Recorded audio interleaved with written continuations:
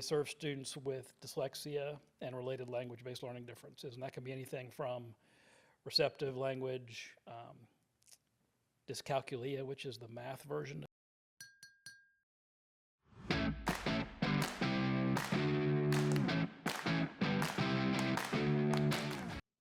Welcome back to Roswell Brew Talks. My name is Andy Williams. I'm president and CEO of Visit Roswell, which is the official destination marketing organization for the city of Roswell. And I'm Steve Stroud. I'm president and CEO of Roswell, Inc. We're the economic development organization here in the city of Roswell.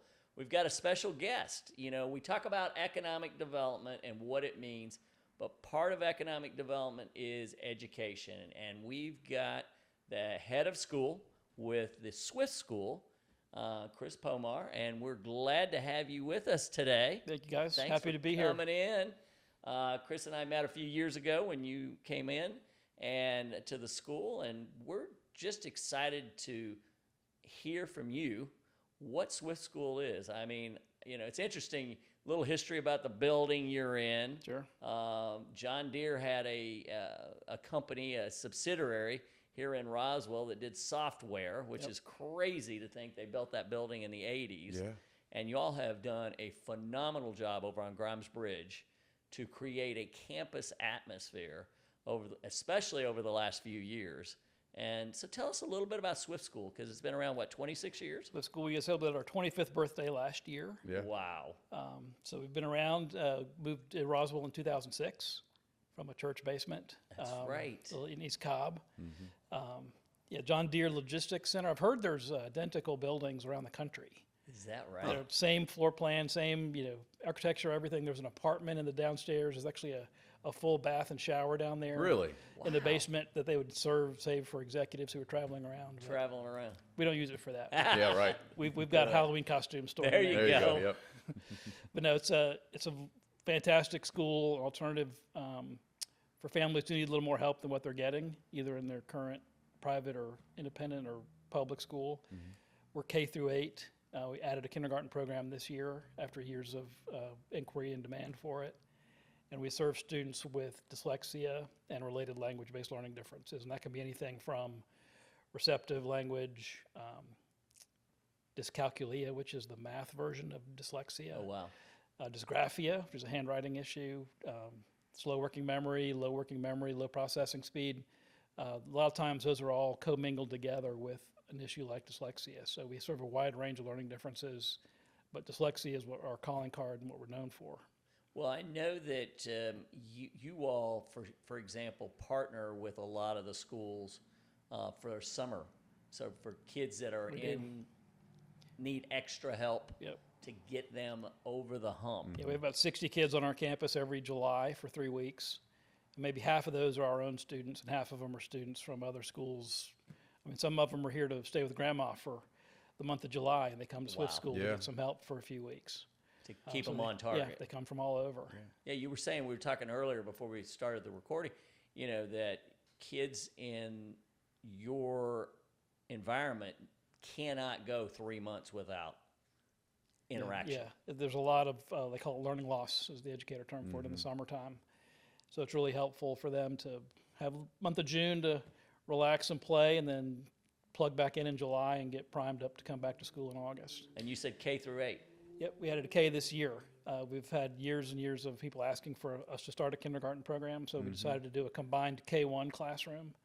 We have a teacher with Montessori experience who has is accustomed to having different grade levels within her one classroom. Yeah. And so we have a nice 6-student room. And we have our first kindergarten student in there this year with some of our first graders, and it's working out great so far. So talk to us about that. Is it, I'm assuming small teacher to student ratio, but also I'm assuming highly specialized educators. Yeah, one of our board members calls it way too frequently, possibly for my taste, but calls it a terrible business model. Terrible really? business model. Because it is small ratios of students to teachers. Typically we'll have 2 teachers in one classroom. That K-1 room has 6 kids in it. 6 kids. That's an expensive business model. Yes, it is. Typically our rooms go up to 10 to 12 students with 2 teachers in the room through 4th grade. And then 5th through 8th, they're a little bit more segmented into different groups within the grade level.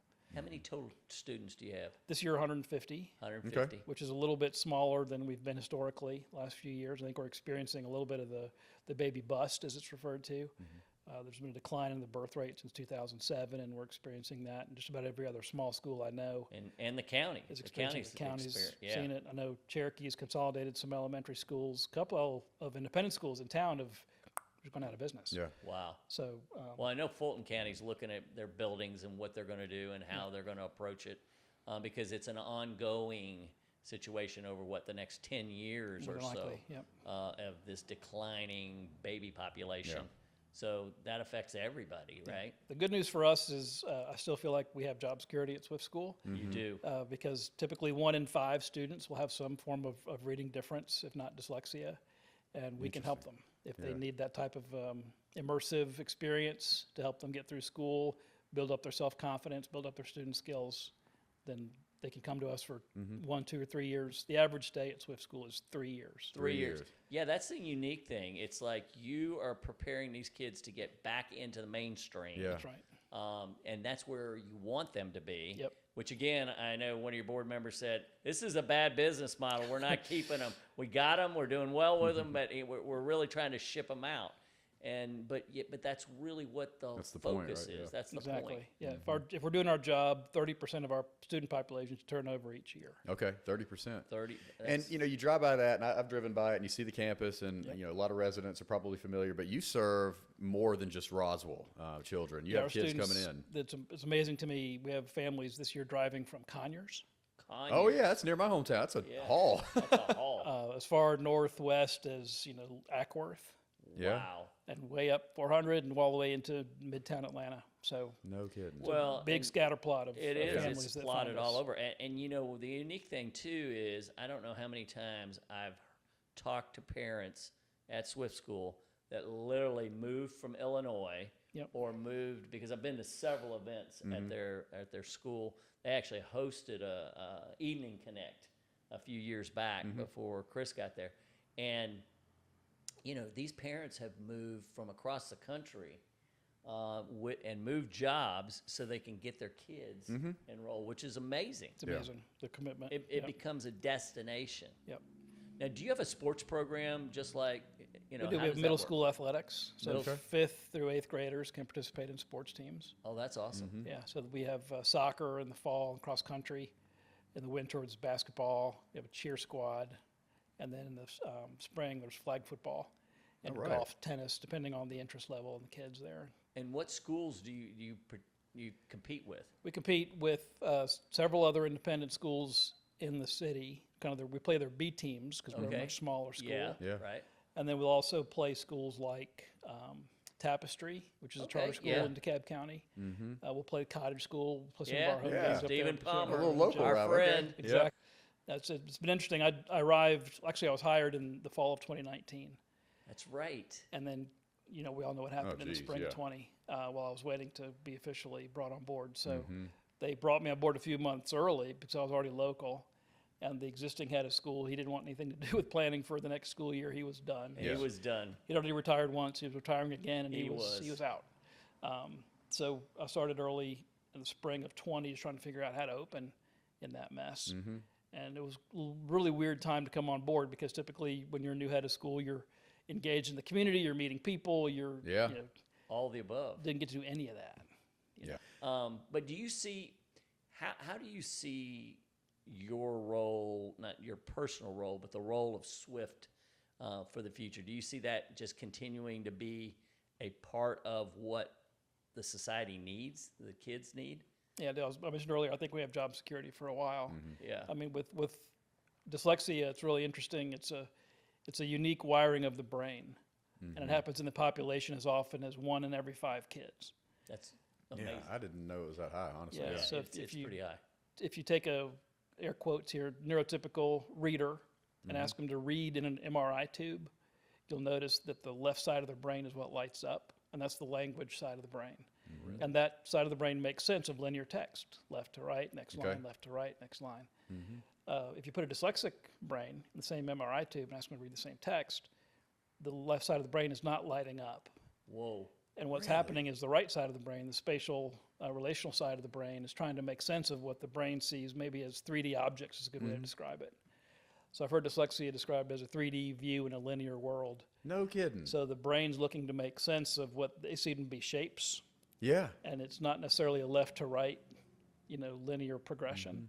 And so what we do is literally in every school like ours is literally creating new neural pathways from the right brain to the left brain. Okay. That is a genetic configuration of the brain. It's not going away. It's not shrunk in the population in my lifetime. Yeah. It'll always be present. And so until all schools understand that and know how to teach to those kids, there's a need for schools like mine. That is fascinating and well beyond my pay grade, I will tell you. That really is, that's interesting. I had no idea. And we see it, it's more prevalent than we knew. Yep. And, we've talked to many people that say, oh yeah, I've got a touch of dyslexia, or I've had it, adults, and, they didn't know what they had until. It's really striking to meet the parents of our students when they come to apply for the first time. And they're understanding what the psychologist has written about them to describe this dyslexia. And sometimes the parents get really emotional and say, oh my gosh, that was me in school. Nobody ever told me that's why. It took me 4 hours to do my homework. Right. Yeah. Exactly. Why you struggled. They Well- had to grind and get through it. So you guys are clearly making an impact just by your stat about, hoping that 30% move on and, go on to bigger things. So as you're looking on the horizon and you're considering what an evolution of your campus is or your program, what is that next thing that you really want to hone in on and get better at? Or Thank you for asking that question. Sure, yeah. We're teed it up making for plans right now. All right. Okay. Last year, well, I guess almost 2 years ago now, we dedicated a new playing field with a new driveway to come into our campus, and that's been a fantastic addition to our school. But we really want to create some new play spaces for our kids. Okay. I've learned a lot in the last couple of years about the importance of play, especially for the work we do, where we're literally in the business of that brain rewiring I described earlier. Getting the chance to run, climb, spin, slide. Our occupational therapist describes it as the vestibular fluid in the brain sloshing around. Oh, yeah. Primes the brain for reading and learning in the classroom. Yeah. And so we want to improve our outdoor spaces and make even more spaces for free play and creative play for our kids. So we're working on a capital improvement plan right now that'll add more playground space outdoors. Okay. And get kids excited to be outside and play, and just let them have the opportunity to problem solve and run and create scenarios for themselves and talk to one another outdoors. I'm a big believer in the importance of that in education. Yeah. And it's been fun to connect that with a real trendy book right now called The Anxious Generation. I'm not sure if y'all have heard of that. Thanks. Yeah. Yeah. About the role of technology and social media in the anxiety epidemic that our teenagers are experiencing. Yeah. Well, there's a great book too, Last Child in the Woods, and it's all about how kids are playing differently now. We're not just throwing them on their bikes, letting them go to a friend's house because, well, there are trust issues and, crazy things happen. And it's all about, we're losing that importance of kids just figuring out things on their own and coming into their own because of that. So that's awesome that you guys are doing that. Yeah, the Anxious Generation author cites that book. Yeah. It talks about how parents need to be a little more trustworthy and create scenarios where people are looking out for each other's kids, but not to the point of helicoptering over them or hovering them or preventing them from riding their bike down the block or around the corner. Not keeping them in sight constantly. Yeah. And it's okay if kids have that chance to do that. Oh yeah. Well, sure. we're excited. I want to see. I'll be looking forward to seeing the plans as they evolve, because all the pieces that you've put together, and the team at Swift have just improved that property and improved Roswell, and so that's a bonus. We've got great schools like Atlanta Academy and Fellowship, Of course. and even our friends at Cottage School. We'll give Mr. Palmer a plug. But, we got so many great assets in this community on the private school side. Plus, the public schools are great. And that's a big attraction for our economic development folks. Huge. As they come and they say, hey, why Roswell? Well, we've got a lot of assets here. That's right. And you're one of those. Yeah, So thank you. I'm a public school graduate in Florida. I'm a big believer in public schools. Yes. In a perfect world, our school wouldn't be necessary. That's right. Sure. That's But right. The world's not perfect. Yeah. And there's a lot of misunderstanding of how the brain learns to read. Yeah. Well, and I think it's important for our listeners to know that a lot of your students are from public schools. Absolutely. That Yep. come, get that 2 year, 3 years, and they're back into public schools. That's right. It means you guys have done your job then at that point, right? Exactly right. Yeah. Yep. Well, Chris, thank you for coming on the show. We appreciate it because we feel like you're not just a business, but you're an asset Thank you. to Roswell, and we want to make sure people understand who you are and what you're doing at Swift. And we think you're doing great things that help this community. I appreciate that, and we love being a part of Roswell and look forward to growing with you. Absolutely. Cheers. Okay, All cheers. right. Thank you.